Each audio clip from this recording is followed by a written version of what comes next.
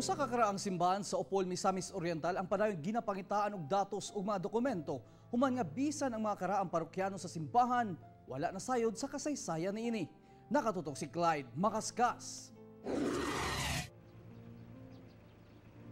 Dugay na nga parokyano sa Our Lady of Consolacion sa Opol, Misamis Oriental si Tatay Lucas. Apan sa iyang karugayon dinhi, maski siya wala masayod kung unsa gayod ang storya ni ining old church ruins nga naalang tupad sa ilang parokya. Panahon pa manggod sa makatsila, sa itong year pagkatos una.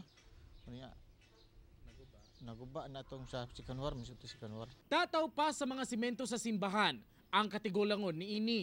Nga karon gimuan og groto. Sumala sa sekretary sa parokya sa Our Lady of Consolacion, bisan sila walay dokumentong gikaptan kung kanus-an natukod ang mong simbahan og paunsa kini naguba. Pero base kuno sa mga storya sa ilang katiguangan, naigo sa bomba panahon sa World War II ang maong simbahan.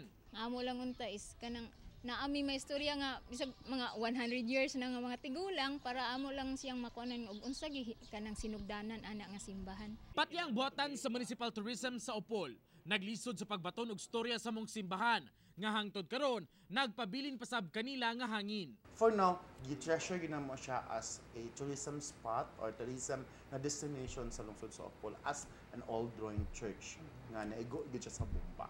Padayon man hinuon ang ilang paringkamot sa simbahan ug LGU nga makakuha og impormasyon sa daang simbahan. Apan naglisod sila kay wala na mga katigulangan nga makadumdum sa maong simbahan. Bisan nahimo na nga religious tourism ang daang simbahan.